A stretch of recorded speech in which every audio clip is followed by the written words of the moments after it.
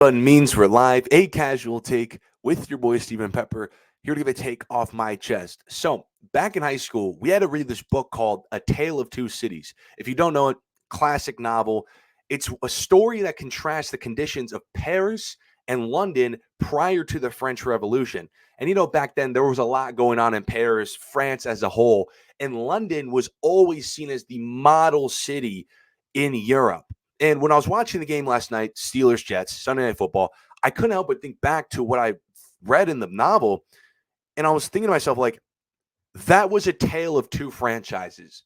One that prides itself on stability and the other that's just nothing but dysfunctional. I think it's pretty clear to me, at least, why the Steelers are 5-2 and the Jets are the complete opposite at 2-5. This is a culture difference. The Steelers are a culture that prides itself on defense, winning. No one's above the brand. Whereas the Jets, it's one of losing, attention seeking, and selling your soul to a 40-year-old who has mood swings. I mean, I don't think it's a coincidence that the Steelers are a franchise that's had the same coach for the last 17 seasons and yet has never had a losing season in them. Whereas the Jets have fired their head coach 5 games in the season, same franchise that hasn't been to the playoffs since Obama's first term. I think to me, what last night proved was franchise stability, identity, leadership outweighs talent. Because I think we can all agree that the Jets are more talented, especially on offense, have more stars than the Steelers. You got Aaron Rodgers, Tyron Smith, Breece Hall, Gary Wilson, now Devontae Adams, just more Hall of Famers. That's better than Russell Wilson, Najee Harris, George Pickens. And, Steelers, their stars are most in the defensive side of the ball because that's their culture. But even then, Jets have C.J. Mosley, Quinny Williams, Sauce Gardner. And yet the Steelers, a franchise today that is not perfect. I mean, they have a quarterback controversy of their own. Everyone was crapping on them for benching Justin Fields, who led the Steelers to a 4-2 record, 10 total touchdowns to 1 interception ratio for Russell Wilson, who all we think is washed. The Jets let that offense score 37 points on them. Their quarterback situation looks more in control than the Jets, who have a former 4-time MVP. 37 points by the Steelers. That's something they haven't done in 4 years. And Russ, who we all think's washed in his first game with an offensive unit that doesn't really score many points, dropped 37 points. So much for firing your head coach, who was kind of known at that defensive thing.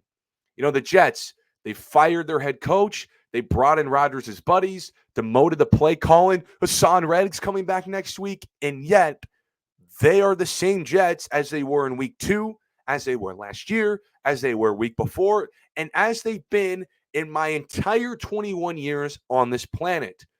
The same old Jets. They're just like their counterpart, the Mets. I know they were just in the NLCS, but what do we say about the Mets? It's the same old Mets. The Mets are going to Met.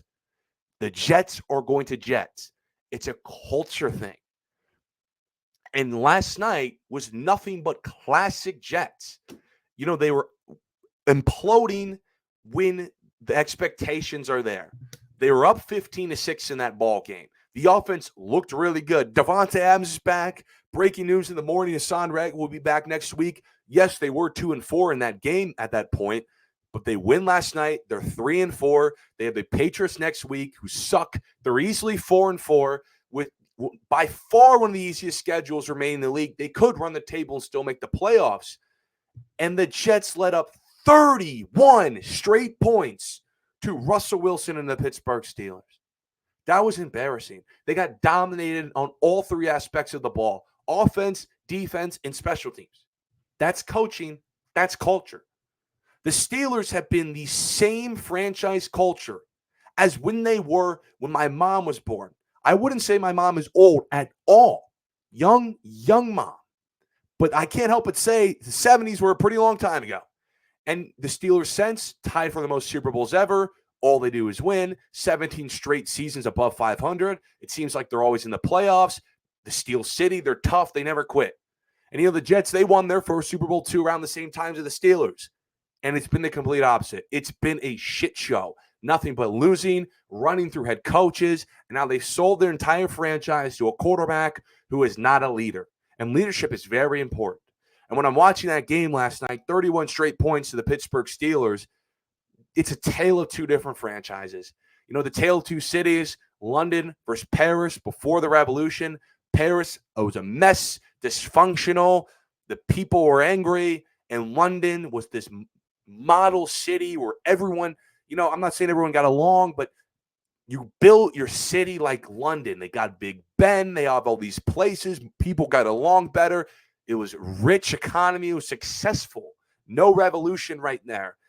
And that's what I felt like when I was watching the Steelers and Jets. Two completely different franchises. And that's exactly why the Steelers are 5-2 today and the Jets are 2-5. But I appreciate everyone for listening to this episode of A Casual Take. Follow my social media to stay updated on all things related to the show. Until next time, see you.